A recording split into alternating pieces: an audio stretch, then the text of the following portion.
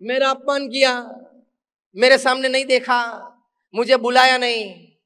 दूसरी बार ऐसा काम करूंगा कि वो लोग सामने से आके बुलाने आएंगे। इस बार नहीं बुलाया ना, मुझे रोना नहीं है, मैं काम करके दिखाऊंगा। सचिन तेंदुलकर ने कभी क्रिटिक्स को जवाब नहीं दिया। 10 से 12 बार अपने जीवन में वो नॉट आउट थे और उनको आउट दिया गया था। अब तो वो बात जाहिर है, इसलिए नाम देने में कोई एतराज नहीं है कि एक अंपायर थे स्टीव बकनर। वो सचिन के प्रति इतना रोष रखते थे कि वो राह देख के बैठे होते कि बॉलर ने अपील की सचिन के सामने और मैं उंगली ऊंची कर दूं। और अभी 3 दिन पहले एक वीडियो वायरल हुई थी, स्टीव बकनर ने उंगली ऊंची कर दी, वो आपने देखी होगी। 90 से 100 के बीच सचिन को करीबन 3 या 4 बार गलत आउट दे दिया है। सचिन का रिएक्शन देखना, आप वीडियो देख सकते हो। कभी अंपायर के सामने आंख नहीं मिलाई, कभी कोई एक्सप्रेशन नहीं दिए। अंपायर की उंगली ऊंची देखी तो डिसिप्लिन, शिस्त मानते हुए गोल घूम के पेविलियन की ओर चलने लगे। कई सालों बाद जब वे रिटायर हुए तब उनको पूछा गया कि आपने अपने क्रिटिक्स को कभी जवाब नहीं दिया। सचिन बोले कि मैंने ये फिलॉसफी रखी थी कि क्रिटिक्स के शब्द के सामने शब्द से जवाब नहीं देना है। I always wanted my bat to talk for me. मैं हमेशा यह फिलॉसफी से जिया हूं कि मेरा बैट उत्तर देगा क्रिटिक्स को, मेरे टीकाकार को मेरा बल्ला जवाब देगा, मेरी जबान जवाब नहीं देगी। तो जो सफलता तक पहुंचते हैं उसमें यह एक बड़ी बात है, वे स्थिर रहते हैं, वे मुरझा नहीं जाते, डिप्रेशन में नहीं चले जाते हैं। और जब भी निष्फलता आती है, तकलीफ आती है, टिकाएं होती हैं, तब और जोर से काम करते हैं। प्रमुख स्वामी महाराज को मुंबई में हरकिशन मेहता ने इंटरव्यू लिया था मुंबई समाचार में और पूछा कि आप समाज के लिए इतना अच्छा कार्य करते हो, कभी भी कोई व्यक्ति आपकी टीका करते हैं तब आप क्या सोचते हो? प्रमुख स्वामी महाराज ने बहुत साफ उत्तर दिया कि अगर कोई टीका करता है तो हम प्रथम यह बात सोचते हैं कि उसकी बात सही है, टीका करने की वाले की बात सही है। अगर सही है तो हम अपने में सुधार कर लेते हैं। देखो महापुरुष किस प्रकार का चरित्र जीवन में रखते हैं। अगर टीका करने वाले की बात सही है, हम अंतर्दृष्टि करके देख लेते हैं तो हम अपने में सुधार कर लेते हैं। हरकिशन मेहता ने इमीडिएटली पूछा अगर टीका करने की वाले की बात गलत हो तो? प्रमुख स्वामी महाराज ने कहा अगर गलत हो तो हम उनको उत्तर देने के लिए नहीं जाते, उनके साथ झगड़ने के लिए नहीं जाते। हम भगवान को प्रार्थना करते हैं कि उनको सद्बुद्धि दे और वो प्रसंग भूल के अपना कार्य चालू कर देते हैं। ऐसे सफलता तक पहुंचते हैं। बाकी हर हाथी के पीछे 3 कुत्ते भौंकते हैं। कभी भी आप हाथी को देखो 3 कुत्ते भौंकते हैं उसके पीछे, लेकिन कभी हाथी को पीछे मुड़ के कुत्ते के साथ मुकाबला करता हुआ देखा है? नहीं करता, क्योंकि उसको पता है मैं हाथी हूं और ये कुत्ता है। इतनी बात में बहुत बड़ी बातें हैं, वो समझ लेना। अपने आप पर अगर आपको विश्वास हो मैं सही हूं, अगर गलत हूं, टीका किसी ने की, मेरे में वो गलती है तो मैं सुधार लूंगा। और अगर गलती नहीं है तो झगड़ने की जरूरत नहीं है, जवाब देने की जरूरत नहीं है। प्रमुख स्वामी महाराज ने एक बार कहा था कोई आपको बोले कि आप गधे हो, आप गधे हो, तो गाली लग जाती है, झगड़ने लेके जाते हैं।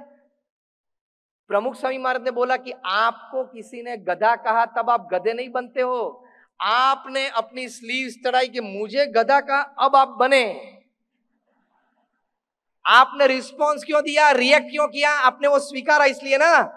अगर वो स्वीकार ही नहीं किया होता तो रिस्पॉन्स देने की कोई जरूरत ही नहीं है। हमारे माननीय प्रधानमंत्री जी को किसी ने पूछा एक क्वेश्चन आंसर सेशन में, कोई बच्चों के साथ वो प्रश्नोत्तरी कर रहे थे लाइव डिजिटल, तो किसी बच्चे ने पूछा कि आप में तो बहुत शक्ति है, इतनी उम्र में आप इतना काम करते हो। अभी भी नॉर्डिक देश में गए थे, यूरोप में, अभी जापान जाके आए, 40 घंटे बाहर गए, उसमें तो 30 तो मीटिंग की उन्होंने। इतनी शक्ति से आप काम करते हो, उसकी वजह क्या है? उन्होंने अच्छी बात बताई, वजह यह है कि मैं रोज सुबह बहुत खाता हूं। तब सभी को आश्चर्य लगा कि ये तो कोई उत्तर होता है क्या, मैं रोज सुबह बहुत खाता हूं इसलिए शक्ति है। फिर आसान से बड़े प्रेम से हंसते हुए प्रधानमंत्री जी ने कहा मैं रोज सुबह उठ के 1 टन गालियां खाता हूं इसलिए शक्ति बहुत आ जाती है। तो हम देख सकते हैं कि ऐसे महापुरुषों के जीवन में, बड़ा काम करने वाले व्यक्तियों में, वे हताश निराश नहीं होते हैं। गाली दी, हंसते रहना, काम करते रहना। प्रशंसा की तो बड़ा मत हो जाना, हंसते रहना, काम करते रहना। सिद्धांत तो यही है संकल्प से सफलता तक पहुंचने का, हंसते रहना, काम करते रहना। स्पीक विथ मी, हंसते रहना, काम करते रहना, हंसते रहना, काम करते रहना। इसके बीच किसी ने गाली दी तो, इसके बीच किसी ने प्रशंसा की तो, ये सफलता है। अंग्रेजी में एक कहावत है, the destination is important, the journey is more important. अंग्रेजी में कहावत है, the destination is important, journey is more important. मतलब ध्येय तो अगत्य की बात है, लेकिन ध्येय तक पहुंचने का रास्ता, वो भी एंजॉय करना, वो यात्रा का आनंद लेना, वो भी एक सफलता है। सिर्फ ध्येय तक पहुंचना वो सफलता नहीं है, जाते जाते यात्रा में आनंद करते रहना वो भी सफलता है। और वो सफलता पाने के लिए ये मुद्दा अगत्य का है, हंसते रहना, आनंद करता रहना और अपना काम करते रहना। तो आपको कोई बात, कोई विचार, कोई व्यक्ति, कोई घटना, कोई आपको विचलित कभी नहीं कर सकती। You can never get distracted. एक ही फोकस से आप चल सकते हो। और एक अंतिम बात आपको श्रद्धा से कहनी है, और यह बात यह है कि भगवान के प्रति श्रद्धा रखना, हमारे सत्शास्त्रों में बात लिखी है, वयम अमृतस्य पुत्राः, हम भगवान के संतान हैं। भगवान ने हमारे लिए एक अच्छा जीवन और अच्छे भविष्य का गठन कर रखा है। हम श्रद्धा रखेंगे और धैर्य रखेंगे, कार्य करते रहेंगे तो वहां तक जरूर पहुंच जाएंगे। जैसे मैंने कहा, मैंने 400 से भी ज्यादा जीवन चरित्र पढ़े हैं। इन सभी के जीवन में भगवान के प्रति श्रद्धा थी। भगवान के प्रति श्रद्धा मतलब एक ही बात, whatever has happened in my life so far, whatever is happening in my life at the moment, and whatever will happen in my life in the future, happens with the wish of God, happens for my good, and if I keep that attitude, it will happen for my progress. इसको श्रद्धा बोलते हैं कि जो कुछ भी हुआ, अभी जो हो रहा है, आगे भी जो कुछ होगा, वो भगवान की इच्छा से होता है, मेरे अच्छे के लिए होता है। सिंपल। तो कभी आपको निराशा, डिप्रेशन, स्ट्रेस नहीं आएंगे, कभी फेलियर्स और सेटबैक से आप पीछे नहीं हटेंगे, करते रहेंगे। भगवान की श्रद्धा बहुत जरूरी है जब कठिन समय आता है। 1972 में युगांडा में इदी अमीन को एक स्वप्न आया कि सभी एशियंस 72 घंटे में आप युगांडा छोड़ दो। एशियंस, इंडियंस, गुजराती सभी को आदेश दिया कि मिलिट्री घर पे आएगी, 3 दिन में आप युगांडा छोड़ दो। सबने छोड़ना चालू किया। कोई दुकान के मालिक थे, कोई की कंपनी चल रही थी, बड़े बड़े घर में कोई रहते थे, 8-10 कमरे का घर था, 8-10 घर में नौकर थे, वो सभी को छोड़ के, बैंक अकाउंट को छोड़ के, ज्वेलरी को छोड़ के, पहने हुए कपड़े लेकर युगांडा छोड़ना था। और वहां एयरपोर्ट पे भी मिलिट्री खड़ी थी। आपके अगर उंगली में कोई अच्छी रिंग देखी वो भी निकाल लेते थे, पैर में जूते भी देखे वो भी मिलिट्री निकाल लेती थी। ये परिस्थिति आ गई थी। युगांडा तो ब्रिटिश कॉलोनी थी, सभी के पास ब्रिटिश पासपोर्ट था, लेकिन कोई भारत आए, कोई लंदन गए। वहां लंदन गए, सामान्य नौकरी सभी ने चालू की, क्योंकि गुजरान तो करना ही था। न्यूज़पेपर डालने की नौकरी, रिटेल स्टोर पे खड़े रहने की नौकरी, डिलीवरी बॉय की नौकरी। 3 दिन पहले युगांडा में बड़े शेठ थे, 3 दिन के बाद रोड पे आ गए। जो हम कहावत बोलते हैं ना, करोड़पति रोडपति बन गए, ऐसा हुआ 1972 में। वे लोग में स्थिरता थी। तो इंग्लैंड के एक बहुत बड़े इतिहासकार चार्ल्स कनिंघम, ये बात आप गूगल पे सर्च करके पढ़ सकते हो। चार्ल्स कनिंघम ने 1000 से ज्यादा ऐसे गुजराती और भारतीय को मिले कि इतनी समृद्धि वे छोड़ के आए हैं, कुछ ले नहीं पाए, सामान्य बन गए। आज वो जो नौकरी कर रहे हैं, ऐसे तो 500 लोगों को वो तनख्वाह देते थे 3 दिन पहले ही। तो आज यहां गए लेकिन स्थिर है, किसी ने आत्महत्या का सोचा नहीं, किया भी नहीं। इसकी वजह क्या है? 1000 ऐसे लोगों जो माइग्रेंट्स थे उनका इंटरव्यू लिया, और इंटरव्यू में उन्होंने लिखा है, चार्ल्स कनिंघम ने, कि I found that the one principal reason that this people could remain stable is because of their unflinching faith towards God. ये सभी लोग स्थिर रहे, उनके पीछे सबसे बड़ा कारण था कि उनको भगवान के प्रति श्रद्धा थी।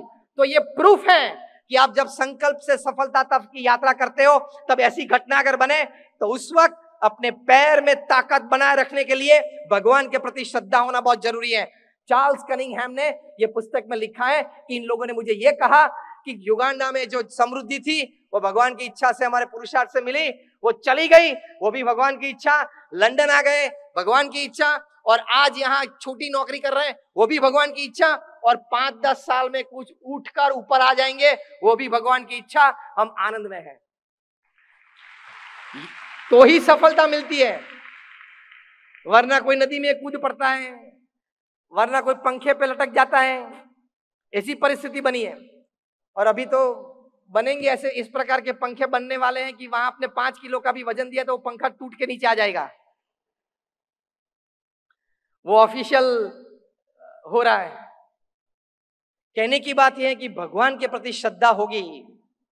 और university of Philadelphia, university of Pennsylvania में उन्होंने साइंटिफिक एक्सपेरिमेंट किया है 4000 लोगों के साथ, कि आप जब नॉर्मल बैठे हो तब आपके शरीर में किस प्रकार के हार्मोन्स प्रोड्यूस होते हैं, उस हार्मोन्स की इफेक्ट आपकी ब्लड स्ट्रीम में, उसके बाद मन में, विचार में, बुद्धि के संकल्प में क्या होते हैं, वो रिसर्च की। और उसके बाद जब आप भगवान का नाम स्मरण करते हो, जो भी भगवान में आप मानते हो, नाम स्मरण करते हो, उस वक्त ये साइको न्यूरो सॉफ्टवेयर से आपके शरीर में किस प्रकार के हार्मोन्स रिलीज होते हैं और उसकी असर आपके मन पे, आपकी बुद्धि पे क्या होती है, वो भी उन्होंने तय किया है।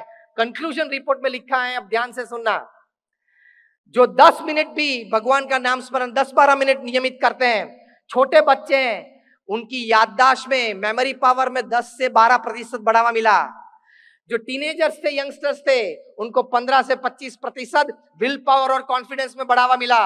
जो मिडिल एज थे 22 to 60, उनको 25 से 35% दुख सहन करने की शक्ति, मतलब बफर कैपेसिटी में मिला।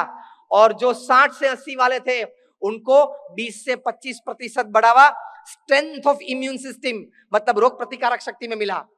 तो ये एब्सोल्यूट साइंटिफिक एक्सपेरिमेंट से यूनिवर्सिटी ऑफ फिलाडेल्फिया में डॉक्टर एंड्रयू न्यूबर्ग और डॉक्टर H.G. कोइंग ने ये फिलाडेल्फिया में प्रूव किया कि भगवान के नाम स्मरण से आपकी मेमोरी पावर बढ़ती है, आपका विल पावर बढ़ता है, आपका कॉन्फिडेंस लेवल बढ़ता है, आपकी दुख सहन करने की शक्ति बढ़ती है, और आपके शरीर के स्वास्थ्य के लिए आपकी रोग प्रतिकारक शक्ति भी बढ़ती है।